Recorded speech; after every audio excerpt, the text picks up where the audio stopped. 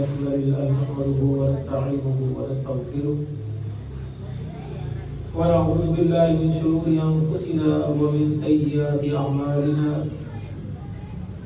من يهده الله فلا مضل له ومن يضلل فلا هادي له وأشهد أن لا إله إلا الله وحده لا شريك له وأشهد أن محمدا عبده ورسوله اللهم صل على محمد وعلى آل محمد قال الله تبارك وتعالى في كلامه المجيد أعوذ بالله من الشيطان الرجيم بسم الله الرحمن الرحيم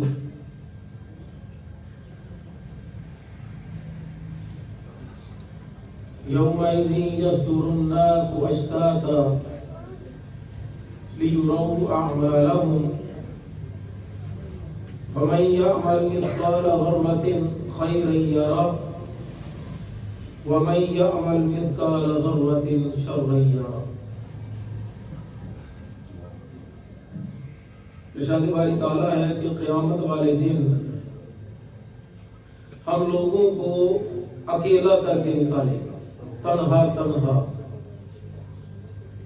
لیروا اعمالهم، تاکہ ان کو ان کے اعمال دکھائے جائیں۔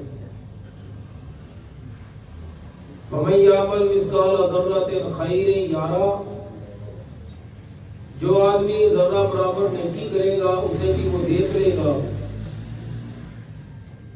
وَمَن يَعْمَلْ مِثْقَالَ ذَرَّةٍ شَرًّا يَرَهُ، اور جو ایک ذرے کے برابر برائی کرے گا اس کو بھی وہ دیکھ لے گا۔ میں دو تین باتیں سمجھ لیں۔ سب سے پہلی بات تو یہ کہ قیامت والے دن اللہ تعالیٰ ہر آدمی کو تنہا کر دیں گے۔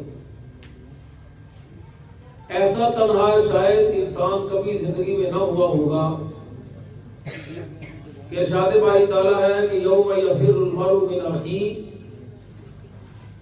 اس دن آدمی اپنے بھائی سے بھاگے گا، وَأُمِّهِ، اور اپنی ماں سے بھاگے گا، وَأَبِيهِ، وہ اپنے باپ سے بھاگے گا، وَصَاحِبَتِهِ، اور اپنی بیوی سے بھاگے گا، وَبَنِيهِ، اور اپنی اولاد سے بھاگے گا۔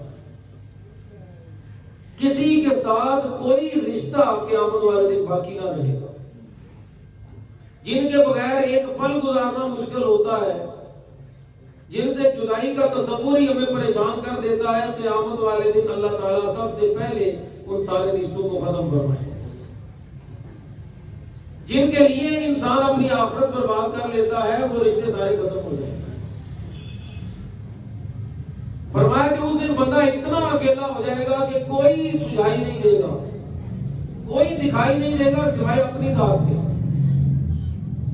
حضرت عائشہ فرماتی ہیں کہ حضور علیہ السلام نے فرمایا کہ قیامت والے دن لوگوں کو بے لباس جمع کیا جائے گا، ننگے ہوں گے سارے۔ حضرت عائشہ فرمانے لگی یا رسول اللہ صلی اللہ علیہ وسلم، کیا لوگوں کو شرم نہ آئے گی؟ تو حضور نے فرمایا کہ عائشہ شرم کی کیا بات ہے، اس دن کون ایسا ہوگا جو کسی دوسرے کی طرف دیکھ بھی سکے گا؟ وہ دن تو ایسا دن ہوگا کہ کوئی آدمی اپنے گھٹنے کے بل اپنے پسینے میں ڈوبا ہوگا، کوئی ٹخنے کے بل ڈوبا ہوگا، کوئی کمر کے برابر اپنے ہی پسینے میں ڈوبا ہوگا، اور کوئی گردن تک ڈوبا ہوگا، اور فرمایا کہ کوئی شخص اپنے ہی پسینے میں ڈبکیاں کھا رہا ہوگا۔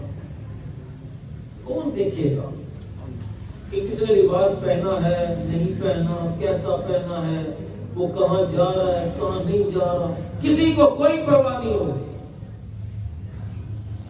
فرمایا وہ ایسا دن ہوگا کہ سب لوگوں سے بندہ بے پرواہ ہو جائے گا، کسی کا خیال نہیں ہوگا۔ فرمایا یہ کیفیت اللہ کیوں طاری کریں گے، ایسی حالت اللہ کیوں بنائیں گے؟ لِيُرَوْا أَعْمَالَهُمْ، تاکہ ان کو ان کے اعمال دکھائی دینے لگے۔ اپنے اعمال دکھائی دینے کے لیے بھی ضروری ہے کہ آپ کو اکیلا کر دیا جائے۔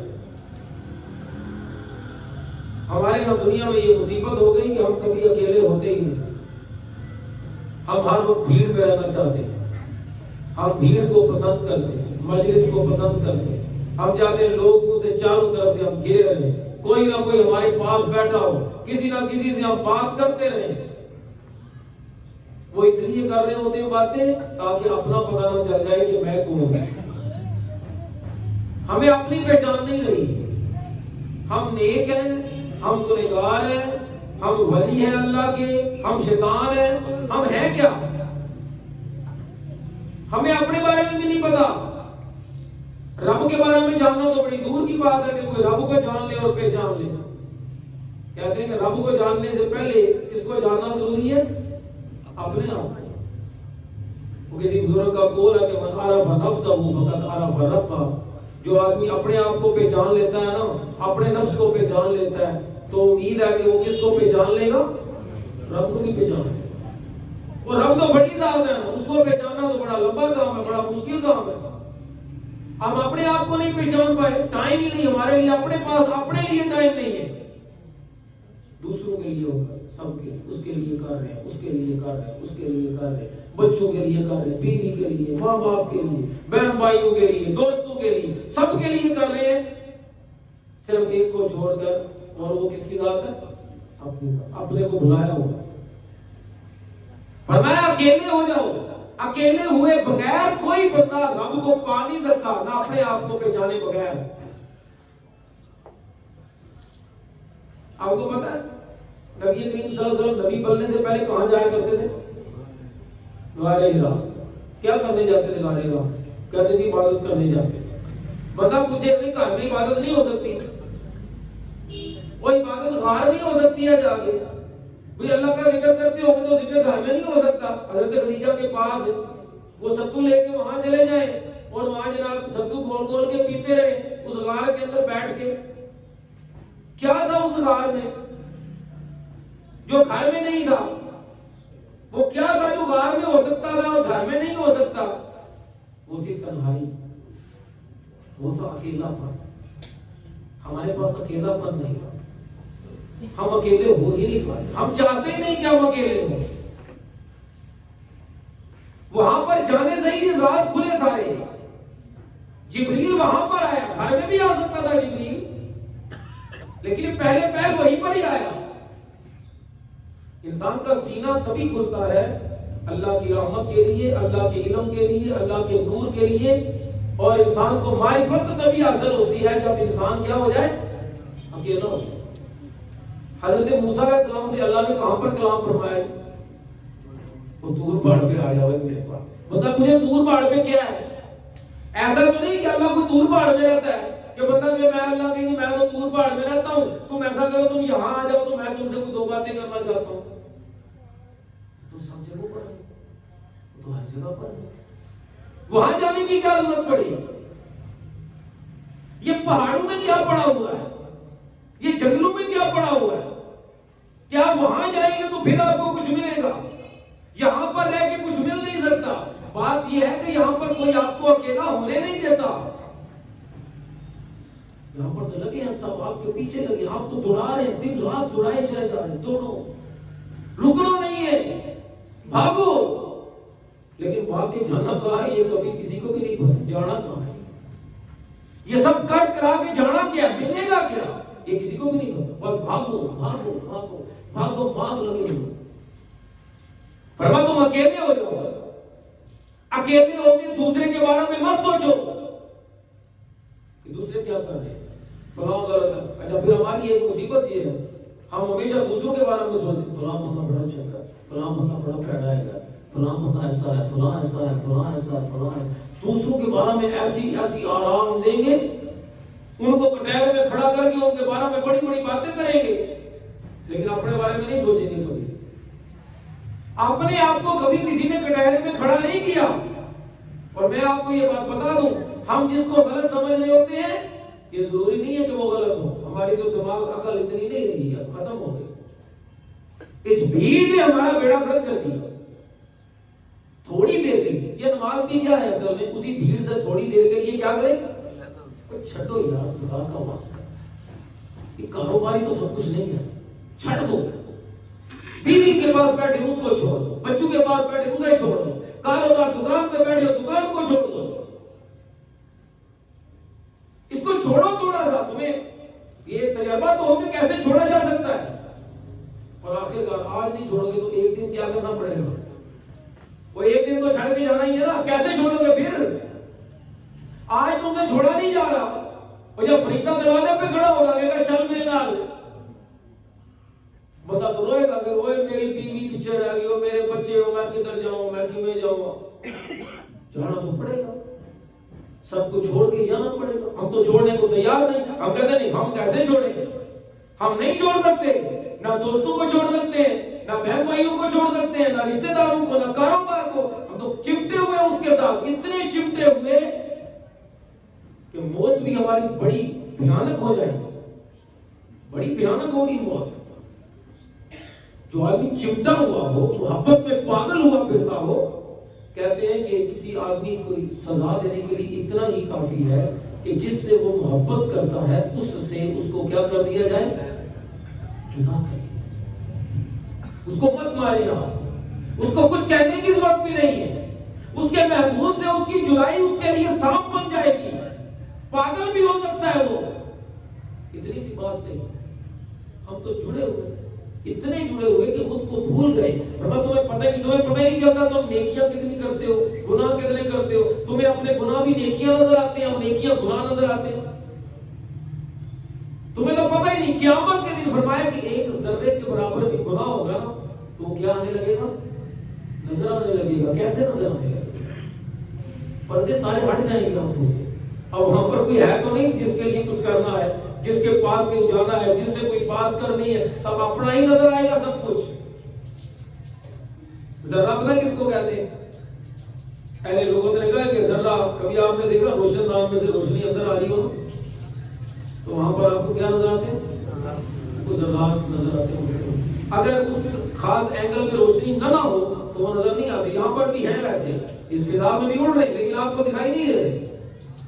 وہ خاص ایک اینگل ہوگا تو وہاں سے وہ نظر آئیں گے. مائکروسکوپ لگائیں گے تو آپ کو اپنے ہاتھ پر بھی جراثیم نظر آنے لگے گی. ابھی نظر نہیں آ رہے. فرمایا اپنے گناہوں کو دیکھنے کے لیے اور اپنی نیکیوں کو دیکھنے کے لیے تمہیں تھوڑی دیر کے لیے کیا ہونا پڑے گا, اکیلا ہونا پڑے گا, تنہا ہونا پڑے گا. جب تک تم اکیلے نہیں ہو پاتے تب تک تم سمجھدار نہیں ہو سکتے. تمہیں پتہ بھی نہیں چلے گا کہ تم نیک ہو کہ تم بد ہو. حضرت عمر فاروق رضی اللہ عنہ فرمایا کرتے تھے حاسبو قبل ان تحاسبوا. لوگوں اپنا محاسبہ خود کرو اس سے پہلے کہ اللہ تمہارا کیا کرے, اللہ تمہارا حساب لے. حساب لگاؤ اپنا بیٹھ کے کرو, اکیلے میں بیٹھ کے اکیلے ہو جاؤ تھوڑی دیر کے لیے. اور کسی کے بارے میں مت سوچو کہ فلاں غلط ہے, فلاں غلط ہے, فلاں غلط ہے. بس اتنا سوچیں کہ میں کتنا غلط ہوں. حضرت عیسیٰ علیہ السلام فرمایا کرتے تھے تم کیسے لوگ ہو یار, کوئی تمہیں دوسرے کی آنکھ کا ترکا بھی نظر آ جاتا ہے اور اپنی آنکھ کا شدید بھی نظر نہیں آتا. کیوں نظر نہیں آتا؟ کیا ہو گیا تمہیں؟ تم ہمیشہ دوسروں کو غلط کہتے ہو. میں آپ کو یہ بات بتا رہا ہوں, اگر آج آپ اکیلے ہو کر اپنا حساب لگانا شروع کر دیں, یہ میرا تجربہ ہے کہ وہ جتنے لوگوں کو آپ غلط سمجھ رہے ہیں 90% وہ غلط نہیں ہوں گے, آپ غلط ہوں گے. اور جس 10% میں وہ غلط ہوں گے نا اس میں بھی 50% غلطی آپ کی ہوگی. کیونکہ ہم تو کبھی اپنے بارے میں تو دیکھا ہی نہیں, اس نظر سے تو اپنے آپ کو دیکھا ہی نہیں کبھی کہ یار میں اپنی بھی اصلاح کر لوں. مجھ میں بھی ہم سمجھتے ہیں ہم بڑے فرشتے ہیں. عجیب بات ہے کیا سر, دوسرے گنہگار ہیں, ان سے غلطیاں بھی ہو جاتی ہیں, ان سے سب کچھ ہو جاتا ہے, اور میں فرشتہ ہوں. کہتے نہیں منہ سے لیکن سمجھتے ہم یہی ہیں. جب بھی کبھی کوئی مسئلہ ہوگا غلطی دوسرے کی ہی ہے, میری نہیں ہے, کیونکہ میں کیا ہوں, تو میں تو فرشتہ ہوں, حالانکہ وہ فرشتہ نہیں ہے. اور جو بندہ اپنے آپ کو یہ سمجھتا ہے کہ میں غلطی پر نہیں ہوں, در حقیقت اس کا یہ سمجھنا ہی اس کو غلط ثابت کرتا ہے کہ وہ غلط ہے. اور میں اکیلے ہو جاؤں تمہیں پتا چلے گا. تو اچھا بات لگا لوگ صحیح کرنا چاہتے ہیں, ٹھیک کرنا چاہ رہے ہیں, ٹھیک کیا کرے گا کوئی؟ اس کو پتہ ہی نہیں کہ غلط کیا ہے اور صحیح کیا ہے، غلط میں ہوں کہ غلط کوئی اور ہے۔ وہ ٹھیک بھی کرنا چاہے گا تو ٹھیک نہیں کر پائے گا، الٹا کیا ہو جائے گا؟ ہم کرنے کی کوشش کرتے ہیں بہت دفعہ، ہم ٹھیک کر دیں، اس سے ٹھیک کر دیں، ہم کہتے ہیں یار یہ کیا ہو گیا، میں تو ٹھیک کرنا چاہ رہا تھا، الٹا کیا ہو گیا؟ پھر خراب ہو گیا۔ وہ خراب ہی ہوتا چلا جاتا ہے، ٹھیک نہیں ہوتا۔ وہ ٹھیک کیسے ہوگا؟ ہم خود ہی ٹھیک نہیں ہوں گے تو کیسے ٹھیک کر پائیں گے؟ مطلب ایک آدمی دکھی ہے تو کیا وہ دوسرے کو سکھ دے سکتا ہے؟ اچھا ہمارے یہاں پتہ کیا ہوتا ہے، عورتیں شادی اس لیے کرتی ہیں تاکہ کوئی بندہ آئے جو ان کی دکھ کیا کر دے، دور کر دے، ان کے سکھ آ جائے زندگی میں۔ مرد شادی اس لیے کرتا ہے تاکہ اس کی زندگی میں بھی کوئی آئے اور کیا لے آئے؟ سکھ لے آئے۔ دونوں سکھ کی تلاش میں ہوتے ہیں، ہوتا ان دونوں کے پاس کچھ نہیں، ویلے ہوتے ہیں۔ بندہ بھی ویلا ہوتا ہے، وہ بھی ڈھونڈ رہا ہوتا ہے کہیں سے کہ مجھے مل جائے، عورت بھی ڈھونڈ رہی ہوتی ہے مجھے کہیں سے مل جائے، دینے کی تو بات ہی کوئی نہیں۔ وہ دونوں ہی فقیر ہیں، وہ بھی بھکاری ہے کہ مجھے مل جائے کہیں سے تھوڑا سا، وہ بھی بھکاری ہے، وہ بھی کہتی مجھے کہیں سے کچھ مل جائے۔ دونوں بھکاری ہیں، دوسرے کو کیا دیں گے؟ کچھ بھی نہیں۔ بھکاری کو کیا دے سکتا ہے؟ وہ تو کوئی امیر ہو جو کہے میرے پاس ہے، میں دوسروں میں کیا کرنا چاہتا ہوں؟ میں بانٹنا چاہتا ہوں۔ ایک بانٹنے والا ہو تو دوسرا لینے والا ہو تو بات سمجھ آتی ہے، کچھ حل نکل سکتا ہے۔ جب دونوں ہی مانگنے والے ہوں، جب دونوں ہی دکھی ہوں تو سکھ کہاں سے آئے گا؟ تو خود کو جانے، اپنی غلطیوں کو پہچاننے کی کوشش کرے۔ جو آدمی اپنی غلطیوں کو پہچاننے کی کوشش کرتا ہے اور اکیلا، ہمارے یہاں کہتے ہیں جی وہ یہ اسلام کے اندر رہبانیت کا تصور نہیں ہے کہ بندہ رشتہ دار چھوڑ دے، بہن بھائی چھوڑ دے، جنگل میں چلا جائے۔ ٹھیک ہے بھائی، بات تو صحیح۔ یا آپ رمضان میں اعتکاف کرتے ہیں، اعتکاف میں کیا ہوتا ہے؟ کیا چھوڑتے ہیں آپ؟ بیوی چھوڑ دی کہ نہیں چھوڑی؟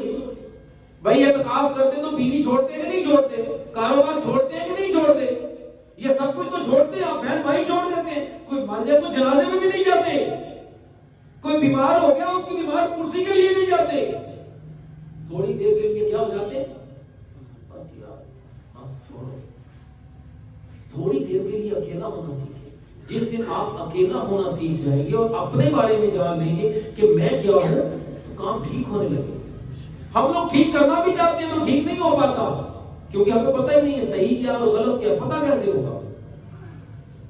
اللہ اکبر۔ وہ کہتے ہیں کہ ملا نصیر الدین کے بارے میں بڑے لطیفے ان کے مشہور ہیں۔ ان کا ایک لطیفہ ہے کہ کہتے ہیں کہ ملا ایک دفعہ جا رہے تھے تو راستے میں گر گئے، جب وہ گرے تو ان کے ٹانگ ٹوٹ گئے، وہاں پڑے تھے تو سامنے شراب خانہ تھا، وہاں سے کوئی شرابی نکلے باہر، انہوں نے دیکھا کہ حضرت صاحب گرے پڑے ہیں، کہنے لگے کہ یار شراب کے نشے میں تو تھے۔ کہتے ہیں کہ شراب کے نشے میں بڑا سخی بڑا ہو جاتا ہے، دل بڑا ہو جاتا ہے انسان۔ اس نے کہا حضرت صاحب گرے پڑے ہیں، ان کو یار ہسپتال لے کے چلو، نیکی کرو۔ ہم تو پہلے گنہگار آدمی کو تو یہ خیال بھی ہوتا ہے یار نیکی کرو، انہوں نے کہا اٹھاؤ انہیں ہسپتال لے کے چلو۔ اب ان کو کیا ہسپتال لے کے جاؤ، خود تو چلا نہیں جا رہا تھا۔ ملا کو اٹھایا، 2 قدم 4 قدم آگے چلے، ملا بھی گرا اور خود بھی گرے، ملا کی دوسری ٹانگ بھی ٹوٹ گئی۔ ہم کہنے لگے، ملا نے اس کی منتیں کی، ہاتھ جوڑے خدا کا واسطہ ہے مجھ پر رحم کرو، مجھے چھوڑ دو میرے حال پہ۔ وہ کہنے لگے نہیں ایسے تھوڑی ہو سکتا، اب ہم آپ کو ہاسپٹل بھی نہ لے کے جائیں، اتنے سنگ دل تو ہم نہیں ہیں، اتنے ظالم تو ہم نہیں کہ آپ کو چھوڑ کے ہم چلے جائیں، آپ یہاں سے سکتے رہیں، ہم تو کریں گے کچھ۔ اتنے میں 2 شرابی اور آ گئے باہر، ان کا لوگ 4 ہو گئے، ہم تو کچھ کریں گے۔ ان کا جی کیا کریں؟ ان کا اللہ کے بندے ایسے تھوڑی لے کے جاتے ہیں مریض کو لے جانے کے لیے اسٹریچر چاہیے ہوتا ہے، اسٹریچر لاؤ۔ ان کا اسٹریچر کہاں سے لائیں گے؟ رات کا 2 بجے ہوئے، اسٹریچر کہاں سے لائیں؟ ان کا ایسا کرو قمیض اتارو۔ ایک بندے نے قمیض اتاری، ان کا جی قمیض تو اتر گئی ہے لیکن وہ سوٹیاں جس کو پکڑ کے اٹھانا ہے وہ ڈنڈے وہ تو ہے نہیں۔ انہوں نے ادھر ادھر دیکھا، جھاڑیوں میں 2 چھوٹی چھوٹی سوٹیاں پڑی تھی، انہوں نے انہیں کو پکڑا اور قمیض کے اندر انہیں ڈال کے بازو کے اندر اور اسٹریچر بنا لیا۔ کمال کے لوگ تھے، ملا کو انہوں نے اسٹریچر کے اوپر ڈالا اور جناب جیسے ہی وہ سوٹیوں کو اوپر اٹھایا، وہ ماڑی ماڑی سوٹیاں تھی بیچاری، وہ بندے اٹھانے کے لیے تھوڑی تھی۔ ملا پھر دھڑام سے گرا، اس کی کولے کی ہڈی بھی ٹوٹ گئی، لیکن انہوں نے بھی تیار کیا ہوا تھا کہ ہم اسے کیا کریں گے؟ ہسپتال اس کو لے کے ہم کچھ کریں گے اس کے ساتھ، ایسے تھوڑی چھوڑیں گے۔ اس کو ہسپتال لے گئے، آخر کار کہتے کہ صبح جب ملا کے گھر والے اس سے ملنے کے لیے آئے تو دیکھا کہ پورے جسم پر پٹیاں ہی پٹیاں ہیں، صرف اس کا منہ اور آنکھیں جو ہے وہاں پر پٹی نہیں ہے۔ تو وہ گھر والوں نے پوچھا بھی کیا حال ہے آپ کا، ٹھیک ہے؟ کہنے لگا ہاں ویسے تو میں ٹھیک ہوں، لیکن جب میں ہنستا ہوں نا تو درد ہوتا ہے۔ کہنے لگے ملا تم ہنستے کیوں ہو، کیا بات ہے؟ کہنے لگا ہنستا میں اس بات پر ہوں کہ جب تم سے چلا نہیں جاتا، تم سے اٹھایا نہیں جاتا، تم سے خود اپنا اور سنبھالا نہیں جاتا، مجھے کیوں لے کے چلے تھے؟ میں جب بھی یہ بات سنوں تو مجھے ان کے اوپر ہنسی آتی ہے کہ کیسے لوگ ہیں یہ۔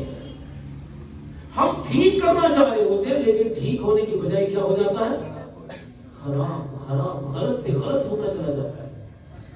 آپ دیکھ لیں پوری دنیا میں لگے ہوئے ہیں لوگ صحیح کرنے میں، ہر کوئی صحیح کرنے میں لگا ہوا ہے، لیکن کچھ صحیح ہوا؟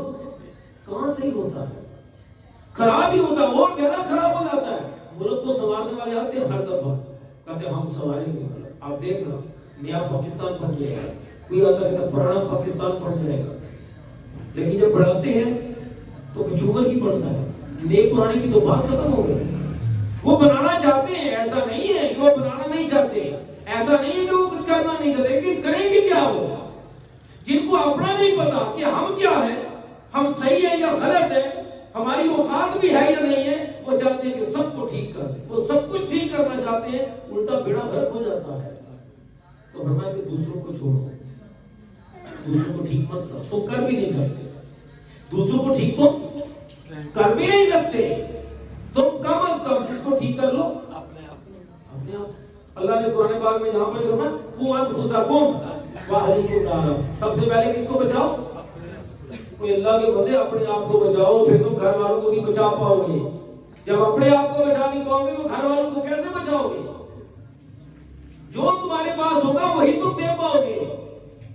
کہتے ہیں کہ جس آدمی کے پاس جو کچھ ہوتا ہے وہی دوسرے کو کیا کر سکتا ہے؟ دے سکتا ہے، اور کچھ نہیں دے سکتا۔ دکھی آدمی کیا دے گا آپ کو؟ آپ کہتے ہیں یار بڑا سال ہوتا ہے، لیکن وہ بیچارہ بھی کیا کرے گا؟ کبھی سوچے تو نہیں نا، جو آدمی آپ کو دکھ دے رہا ہے وہ کیا کرے گا؟ وہ خود دکھی ہے، سکھ تو دے نہیں سکتا آپ کو، آپ اس سے سکھ کی تمنا لگائے بیٹھے ہیں کہ یار یہ مجھے سکھ دے دے، سکھ دے دے، وہ کہاں سے دے گا سکھ؟ دکھی آدمی سکھ نہیں دے سکتا، سکھ وہی دے سکتا ہے جس کے پاس کیا ہو؟ سکھ ہو۔ دکھی آدمی نہیں دے سکتا۔ ہم کہتے ہیں نہیں اس نے مجھے دکھ دے دیا، میں کہتا ہوں جو آدمی آپ کو دکھ دے نا تم اس کے لیے دعا کرو کہ یا اللہ اس کے دکھ کیا کر دے، کہ اللہ اس کے دکھ دور کر، اس کے لیے دعائیں کریں، اللہ سے ترلے کریں اس کے لیے کہ یا اللہ اس کے دکھ دور کر دے۔ تو اس کے دکھ دور کرے گا نا، اس کی زندگی میں سکھ آئیں گے تو یہ مجھے بھی کیا دے گا۔ اور میں آپ کو یہ بات بتاؤں، جس کے پاس سکھ ہو وہ کسی کو دکھ دے نہیں سکتا، ممکن ہی نہیں، دینا بھی چاہے تو نہیں دے سکتا۔ میرے پاس جو ہے میں تو وہی دوں گا۔ حضور صلی اللہ علیہ وسلم لوگوں میں کبھی دکھ دیتے تھے؟ کیوں نہیں دیتے تھے؟ تھا ہی نہیں ان کے پاس، وہ ہمیشہ سکھ ہی بانٹتے تھے، کیونکہ وہ سکھ سے کیا تھے؟ سکھ سے بھرے ہوئے تھے، ان کے پاس سکھی سکھ تو تھا۔ وہ کیا کرتے؟ کوئی ان کو دکھ بھی دیتا نا وہ اس کو بھی کیا دیتے تھے؟ سکھ ہی دیتے تھے۔